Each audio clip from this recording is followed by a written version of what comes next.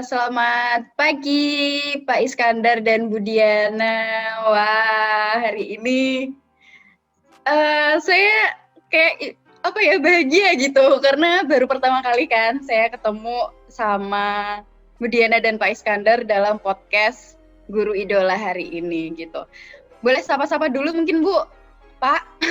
Iya, ya alhamdulillah Mbak Lutfi pagi ini bisa membersamai Pilar di acara podcast Guru Idola dengan Pak Iskandar juga. Senang saya juga hari ini teman saya Pak Guru yang masih muda jadi ikut bersemangat. Amin. Pak Iskandar gimana mau nyapa dulu sebelum semuanya. Nanti saya masuk lagi? Selamat pagi semuanya, semoga sehat selalu. Saya senang sekali ditemani dua Kartini hebat.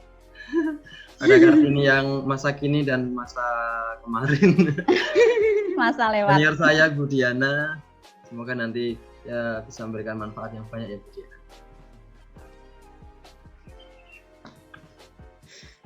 Oke, sepertinya sinyalku mulai nggak stabil lagi, tapi semoga suaranya kedengeran ya, nggak apa-apa lah.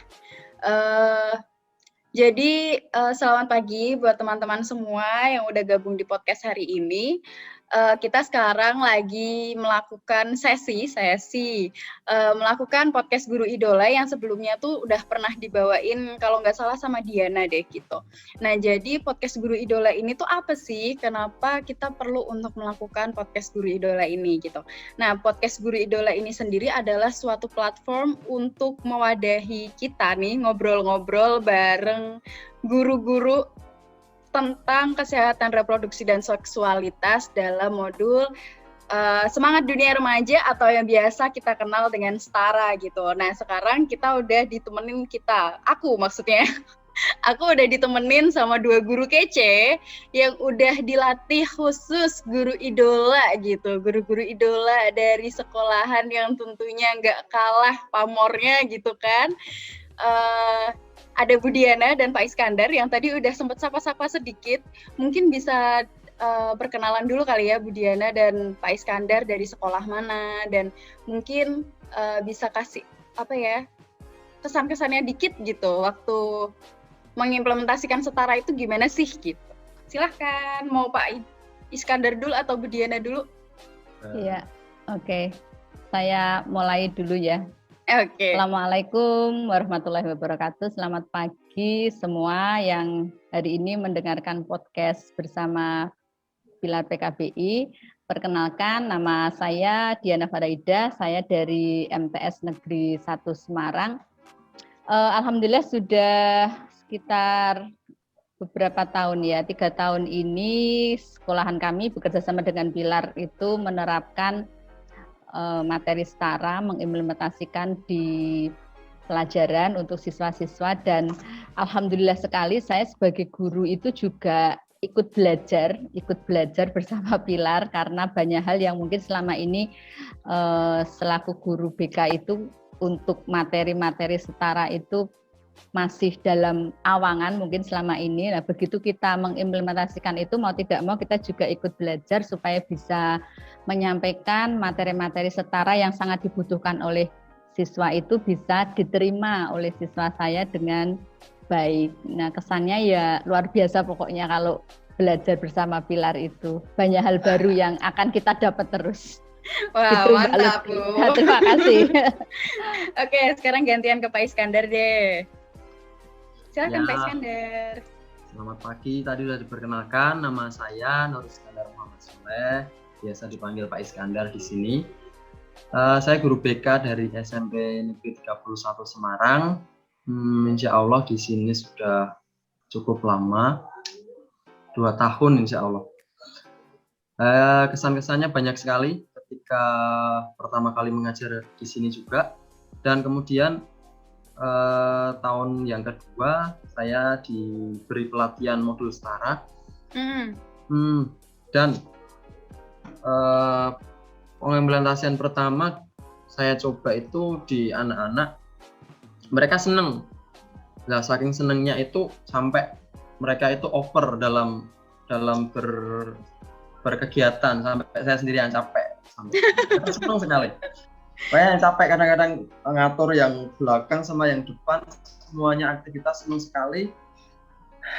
Kita yang nggak bisa energi sih, tapi overall semuanya saya senang ketika materinya itu bisa masuk ke mereka dengan santai gitu, tidak monoton sampaikan PPT kemudian mereka mendengarkan, enggak, tapi mereka dengan beraktivitas mereka lebih merasakan, lebih mengalami juga, sehingga pengimplementasian di kehidupan sehari-hari semoga menjadi lebih bisa diterima dan diterapkan dengan baik.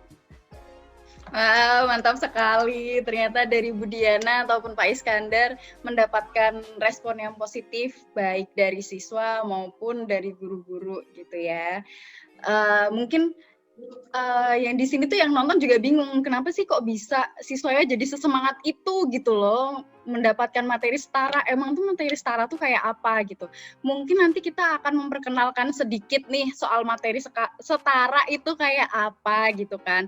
Tapi kita nggak akan menyampaikan dengan metode yang ceramah atau yang kayak diskusi kayak biasanya gitu ya, kan terlalu mainstream gitu ya Pak ya, gitu ya Bu ya. Jadi kita akan main games di sini bareng sama Bu Diana dan Pak Iskandar.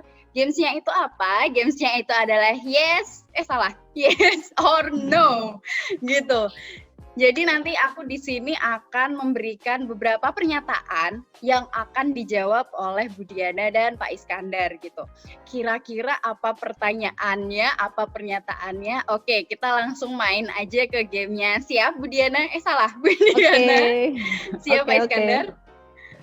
Oke, kita mulai gamenya. Jadi, pernyataan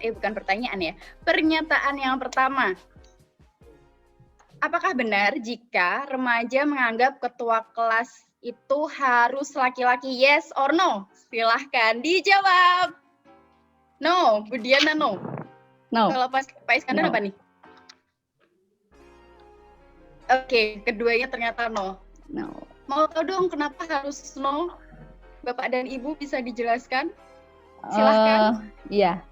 Kalau saya sendiri sebagai guru itu melihat pemilihan ketua kelas itu punya beberapa pertimbangan ya. Biasanya dari wali kelas yang sharing dengan kita, guru BK itu, mereka melihat kemampuan dari si anak, bagaimana dia kemampuan komunikasi. Pasti ya, karena ketua kelas itu gimana dia bisa mengkomunikasikan pesan dari guru untuk siswa, atau bagaimana dia juga bisa mengkomunikasikan dengan lingkungan kelasnya sendiri. Jadi punya kemampuan komunikasi yang baik, kemudian dia juga berani, pastilah, masuk ketua kelas nggak berani. Terus kemudian dia punya rasa tanggung jawab terhadap kelasnya itu. Dan selain itu dia juga disukai.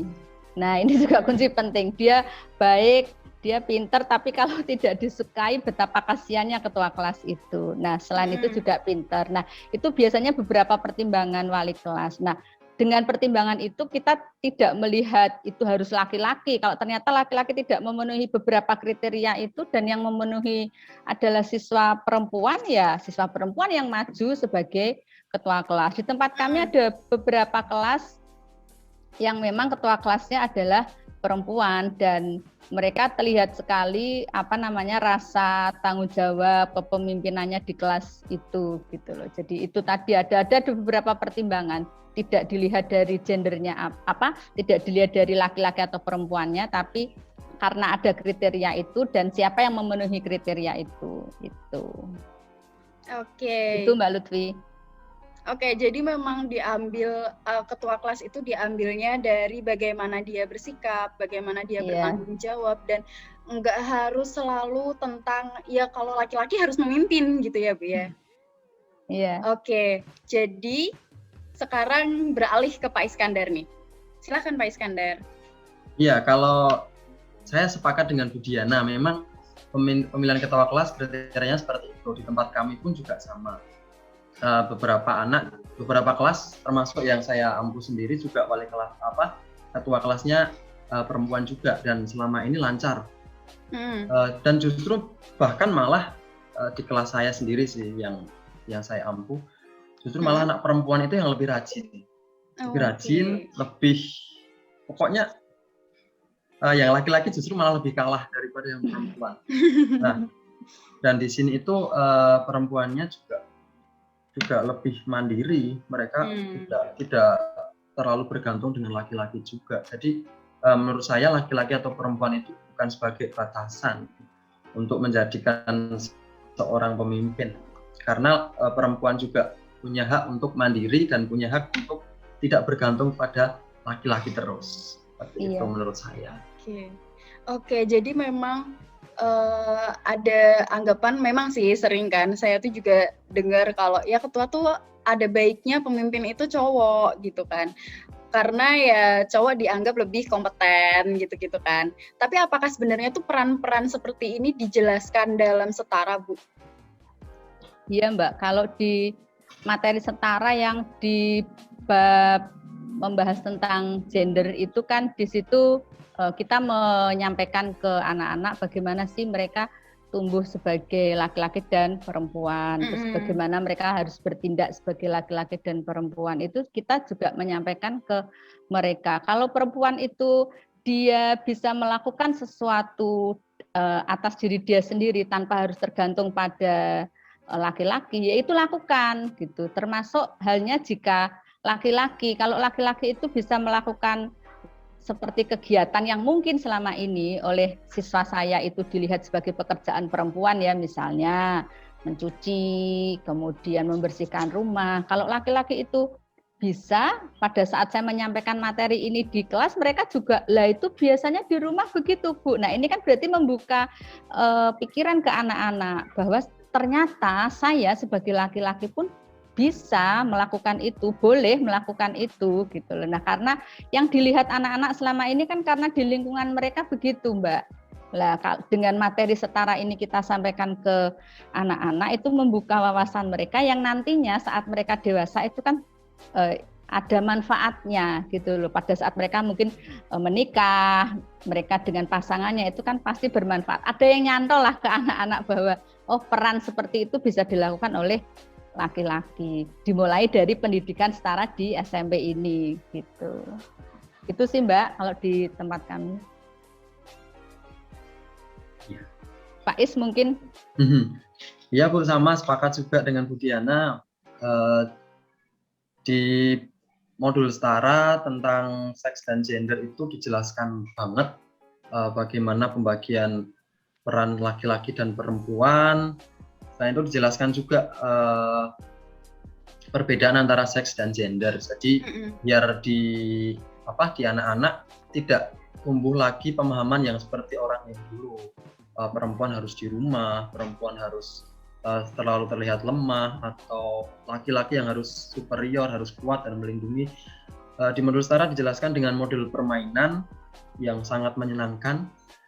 Insya Allah anak-anak bisa memahaminya dengan baik. Selain itu, diharapkan juga nih mereka juga bisa membawa hal positif ke teman-teman di lingkungan permainannya, di teman-teman sekitarnya bisa. Jadi kita nyampaikan ke anak kemudian nanti bisa cerita ke teman-temannya sehingga sangat efektif sekali untuk penyampaian materi seks dan gender. Oke, ternyata memang udah disampaikan dalam materi setara dan udah diajarin soal apa itu peran gender dan bedanya gender dengan seks itu apa sih, udah diajarin juga ya Pak Bu ya.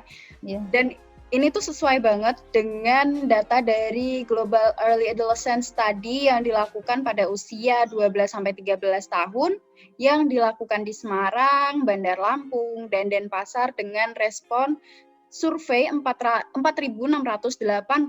remaja menunjukkan bahwa pada masa remaja dini, anak laki-laki dan perempuan sudah mempunyai sejumlah sikap ketidaksetaraan gender terkait hubungan sifat dan peran gender yang tadi disebutkan.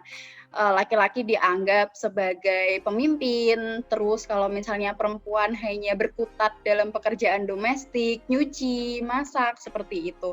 Padahal kan kalau misalnya kita melihat ya, semuanya sama aja gitu, semuanya tuh memiliki kesempatan yang sama, entah itu untuk memimpin ataupun mungkin untuk mengerjakan pekerjaan rumah, itu semuanya tuh ya balance gitu, ada gender balance di mana ya remaja sama-sama memiliki kesempatan dan hak yang sama untuk menjadi apa yang mereka inginkan, begitu ya Bu ya?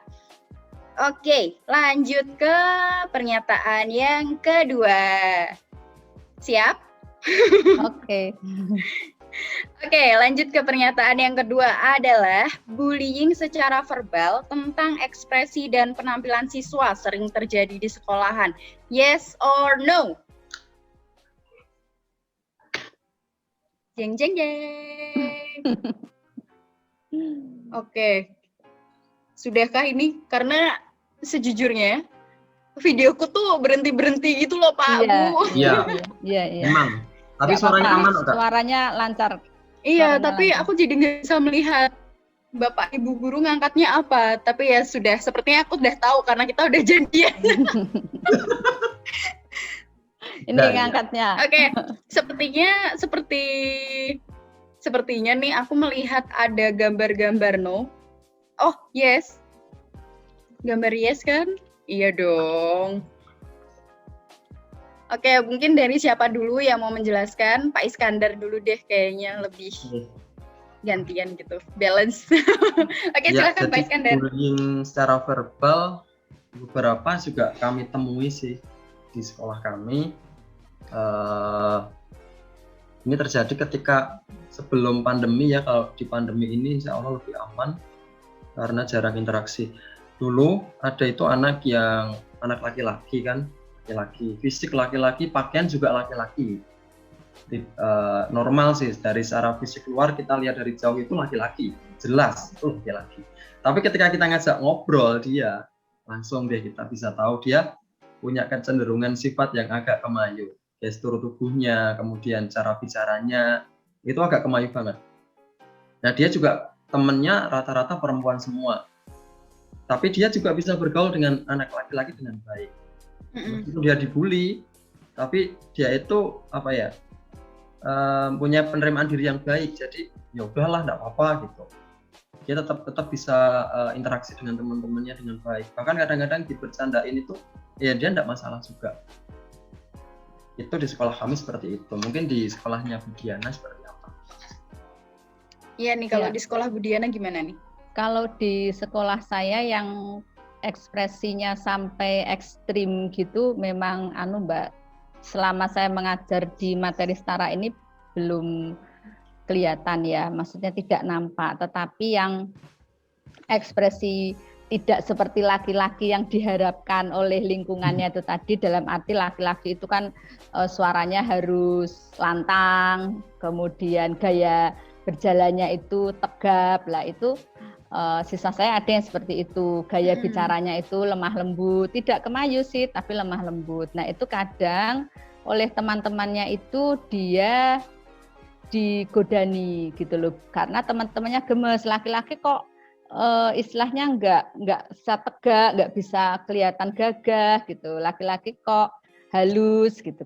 Karena itu teman-temannya mengganggu, biasanya menggoda seperti itu. Tapi kalau sampai ucapan yang muncul seperti bullying verbal, mengatakan banci, mengatakan yang itu sih kasusnya selama yang saya tangani ini belum.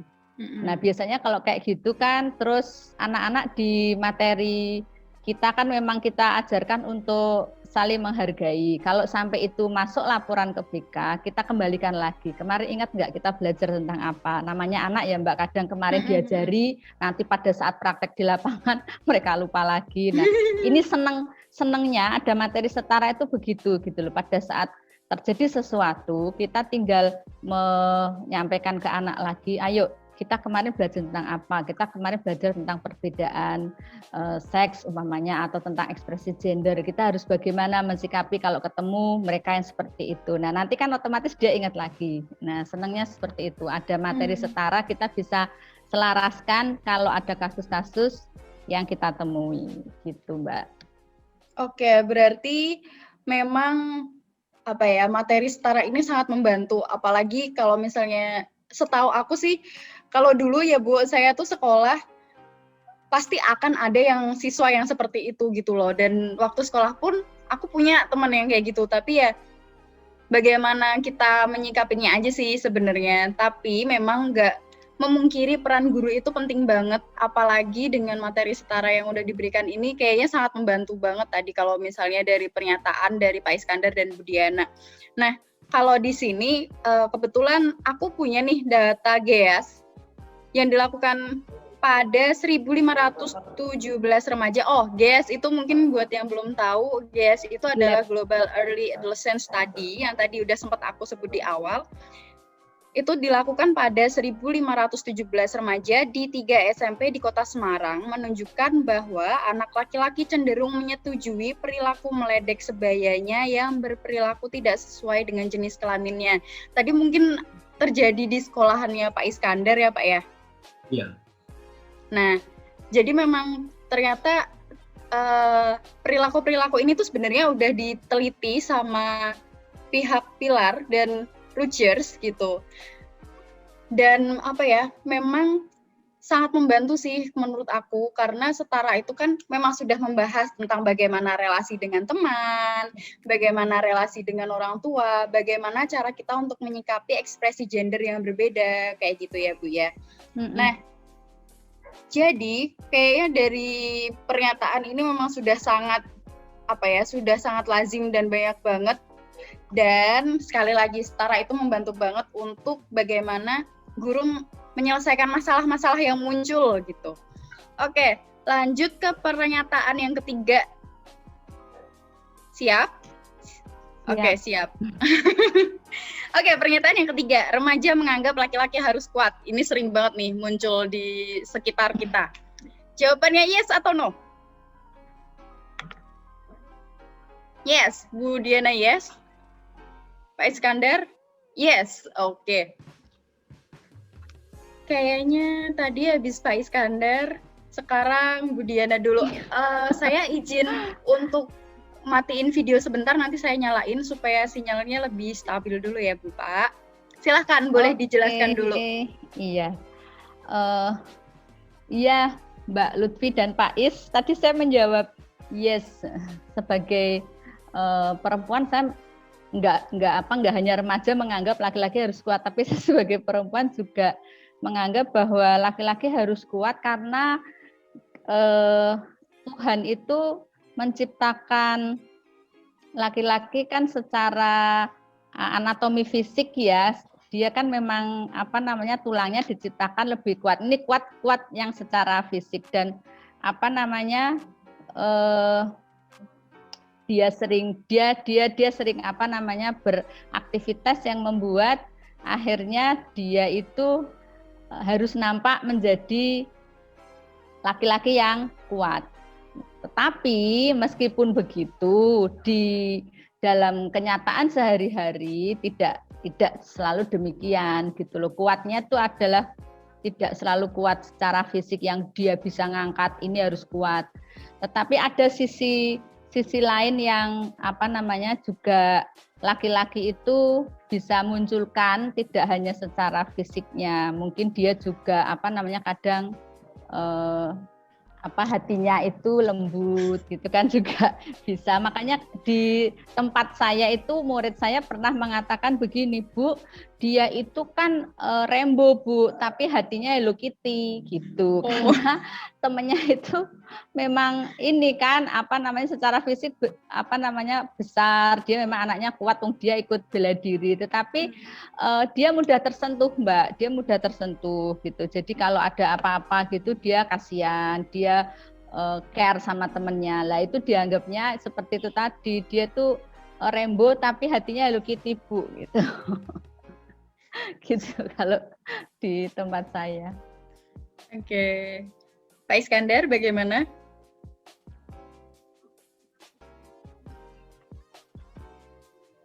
Ini putus semua ya, bentar. Oke. Enggak kok Pak. Pak Is masih kelihatan. Apakah ini sinyal saya Laki-laki atau Pak Is memang kuat, oke, ya. udah. Pak Is suaranya ada kok. Iya. Lanjut, Pak. Oh, Oke, saya ulangi. Jadi saya tadi menjawab yes, karena sebagai laki-laki saya juga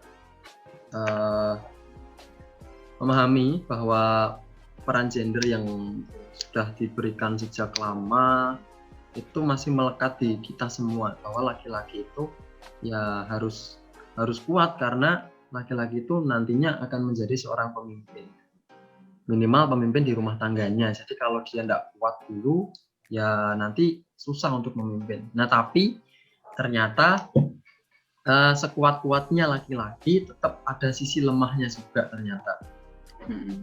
Dia juga butuh kasih sayang, karena berdasarkan teorinya Abraham Maslow, salah satu kebutuhan yang harus dimiliki manusia selain fisiologis, kemudian rasa aman, dia juga butuh kebutuhan tentang sosial, penghargaan, dan juga butuh untuk diberikan kasih sayang. Karena gimana ya, sekuat-kuatnya laki-laki nih, kalau udah hati yang diserang, udah deh menyerah itu.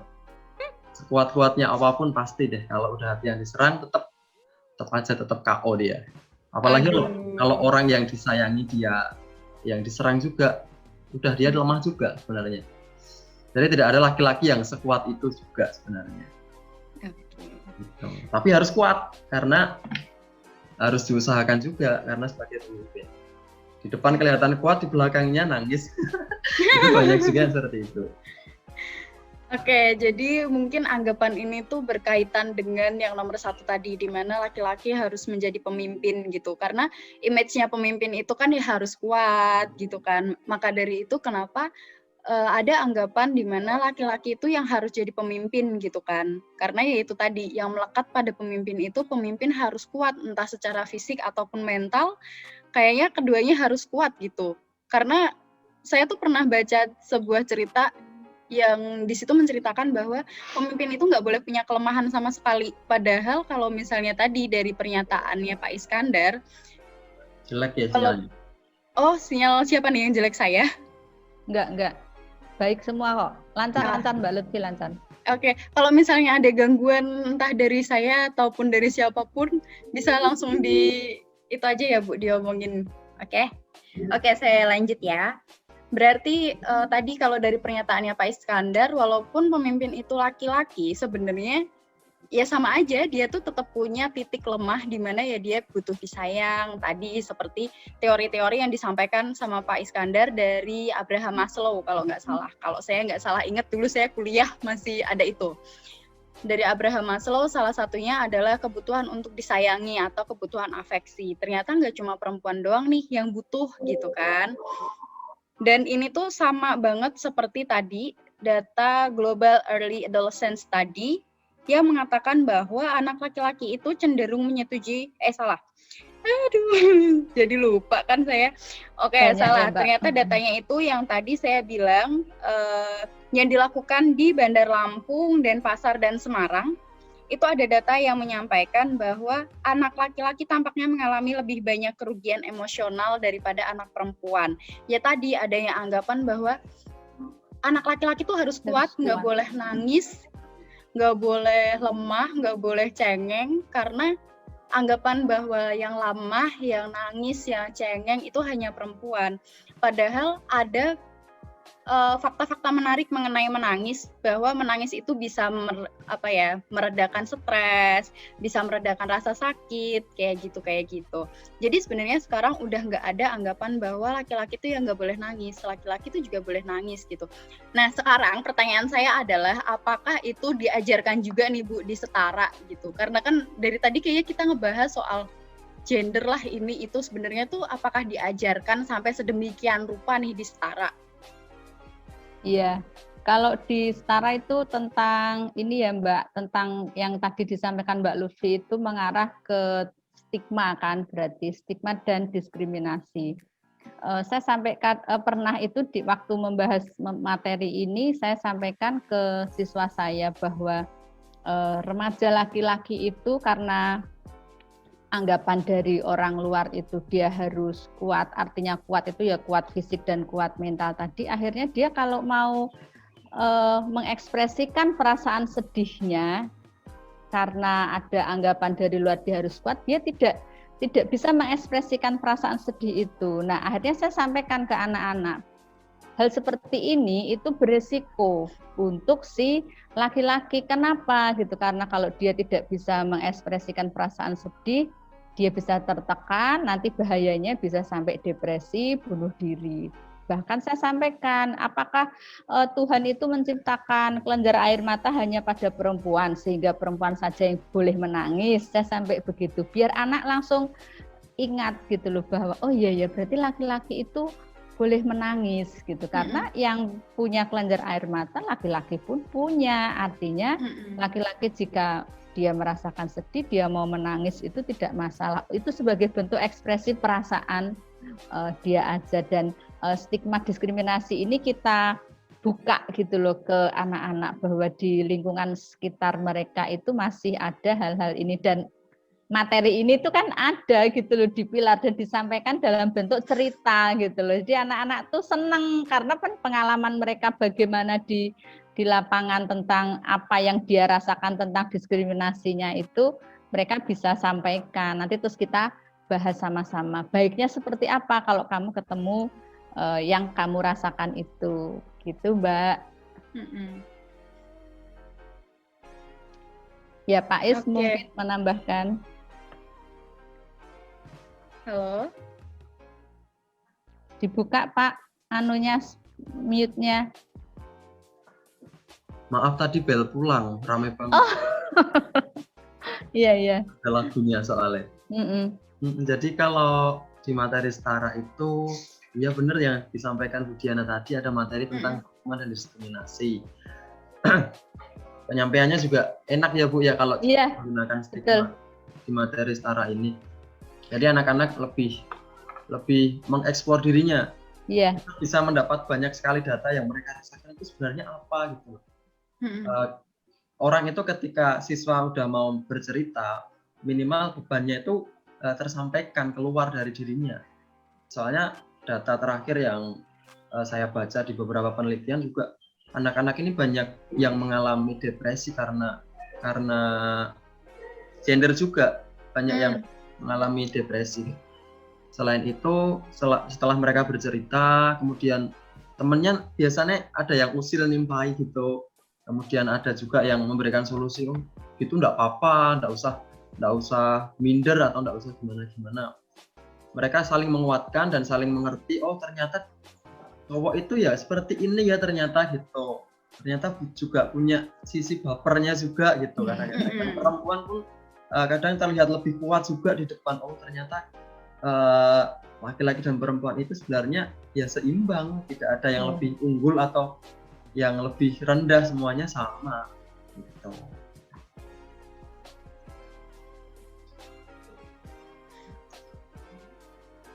Oke. Ada pemberitahuan di layar saya, your internet connection is unstable. Tapi lancar di sini kok. Lancar Mbak, suaranya tapi saya tetap memperhatikan kok tadi penjelasan dari Pak Iskandar dan Bu Diana gitu. Emang gitu. Jadi saya cukup amazing. Saya cukup bahasa Indonesianya. Saya cukup senang karena itu tuh nggak saya dapetin waktu saya SMP gitu loh. Karena waktu saya SMP ya saya nggak tahu soal kesehatan mental, saya nggak tahu tentang cowok ternyata boleh nangis, ternyata seperti ini, saya nggak tahu. Dan saya merasa siswa-siswa zaman sekarang tuh beruntung banget karena udah dapat setara dan guru-gurunya sudah mendapatkan pelatihan yang sedemikian rupa, sudah terkapasitasi sedemikian rupa. Jadi kalau misalnya ada kejadian seperti ini tuh nggak bingung, nggak kaget, dan udah tahu harus apa dan bagaimana gitu. Oke, jadi memang aku merasa sepertinya setara ini kok kayak paket komplit gitu ya. Bagaimana cara menghadapi remaja udah ada, terus tentang kesehatan mental juga ada, tentang relasi juga ada gitu. Semuanya dikasih gitu loh, tanpa ada pamrih gitu. Aku senang banget seandainya sih aku bisa sekolah di tahun ini, bukan di zaman dulu yang belum kenal soal setara. Kayaknya aku akan senang banget gitu. Semangat untuk Bu Diana dan Pak Iskandar. Karena sepertinya sudah 30 menit kita berbincang-bincang santai dan membahas soal setara dan kita bermain game. Terima kasih Bu Diana dan Pak Iskandar. Ada closing statement nggak nih? Iya, saya pun merasakan hal yang sama Mbak, seperti yang dirasakan Mbak Lutfi. Saya sering sampaikan ke anak-anak saya di kelas bahwa kalian itu mestinya bersyukur karena sekolah kalian itu termasuk salah satu sekolah yang berkesempatan untuk mendapatkan materi setara, karena ya mungkin begitu banyak remaja lain di luar sana yang sebenarnya mereka itu butuh tetapi belum berkesempatan untuk belajar, ya kan. Apalagi materi setara itu kan dihasilkan berdasarkan memang benar-benar kebutuhan remaja, dan itu bertahap, mulai dari kelas 7 materi pengenalan tentang diri, kemudian meningkat di kelas 8 yang materinya itu kan berkesinambungan sesuai yang dibutuhkan remaja. Dan saya sendiri senang sekali, artinya sebagai guru berkesempatan untuk bisa membantu anak-anak itu biar mereka tahu, karena ini bekal banget nanti begitu mereka remaja, mereka bisa membagikan ke teman-temannya seperti yang Pak Iskandar bilang tadi. Saya kadang gitu, coba kamu sharing di sekitar kamu, anak-anak dari sekolah lain yang mereka tidak tahu soal itu. Kamu bisa ceritakan apa yang kamu dapat dari sekolahan ini ke mereka. Itu kamu sudah berbagi, kamu istilahnya punya ilmu dan kamu bagi, itu sedekah. Saya kalau bilang ke anak-anak gitu, itu kamu dapat pahala dari situ gitu. Dan memang luar biasa Mbak, setara ini buat remaja. Sip. Oke, gimana nih kalau sama Pak Iskandar? Kalau saya sama dengan sama sih, saya juga iri dengan remaja sekarang ya. Saya dulu kayak SMP kayak apa sih SMP, ngapain dulu? Banyak masalah tapi nggak tahu cerita mau ke siapa. Pak, betul. Kita bingung banget, bener. Justru di SMP itu banyak sekali permasalahan yang belum kita tahu arahnya ini mau kemana. Karena dari SD itu kan kita dibimbing banget sama orang tua, sama guru, udah nurut, urus gitu. Mulai SMP mulai ada pembebasan, tapi dulu saya itu belum tahu realnya ini kalau saya punya masalah gini mau cerita ke siapa. Tapi saya sebagai laki-laki kadang kalau mau ngeluh itu kok nggak enak gitu. Saya karena belum paham juga dulu, ternyata semakin masalah itu tidak diceritakan, semakin ditutup-tutupi, justru itu akan menumpuk, lama-lama akan menjadi masalah yang lebih besar lagi. Nah, makanya saya pesen nih untuk siswa yang laki-laki, jangan sampai kalian kalah dengan yang perempuan. Sudah bukan zamannya lagi, laki-laki akan terus di atas. Sekarang kalian lihat semua, banyak pemimpin-pemimpin yang justru adalah perempuan. Lihat aja di kelas kalian. Di kelas kalian itu banyak sekali anak-anak perempuan yang jauh lebih rajin daripada anak-anak laki-laki. Ini jangan sampai kalian kalah. Harus seimbang. Sekarang tidak ada yang membatasi, tidak ada diskriminasi, semuanya boleh aktualisasi diri, semua boleh berkembang, dan semoga dengan adanya keseimbangan antara laki-laki dan perempuan ini membawa dampak yang positif untuk Indonesia. Ini mantap, amin ya Allah. Semoga dengan adanya modul setara ini dan dengan kita belajar bareng-bareng soal gender, soal mental health, soal semuanya, jadi tidak ada lagi yang namanya stigma ataupun diskriminasi, baik laki-laki maupun perempuan, itu semuanya wajib dan berhak untuk mendapatkan haknya sendiri gitu. Oke, begitu aja Bu dari saya. Jangan lupa untuk teman-teman semua, kalau misalnya pengen kepo lagi nih seputar materi-materi seperti yang disampaikan oleh Bapak Ibu guru kita yang keren dan kece ini, bisa banget untuk kepoin Instagram kita di @pilar_pkbi, atau mungkin di sini ada yang masih remaja dan butuh untuk konseling, bisa banget untuk menghubungi kita. Selain menghubungi Bapak Ibu gurunya di BK gitu ya, bisa menghubungi kita di Sobat Sambat gitu. Caranya gimana? Gampang banget, tinggal DM di Instagram kita. Jangan lupa di @pilar_pkpi, ataupun juga bisa lewat WhatsApp di nomornya 082242689694. Aku ulangin sekali lagi, 082242689694. Di situ kita akan melayani konseling secara gratis dan datanya tentu aja nggak akan disebarluasin ke manapun gitu. Terima kasih sekali lagi untuk Pak Iskandar dan Bu Diana sudah menyempatkan waktunya. Keren banget hari ini. Aku senang banget bisa sharing sama Pak Iskandar dan Bu Diana. Semoga puasanya lancar. Amin.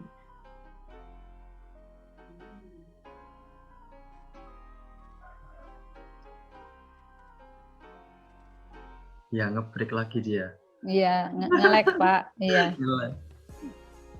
Terima kasih Mbak Lutfi sudah mengundang. Semoga bermanfaat. Iya, sama-sama. Ya, terima kasih Mbak Lutfi. Kami Sama-sama. sudah diberi kesempatan sharing berbagi di sesi podcast Guru Idola. Semakin maju ya podcastnya ya.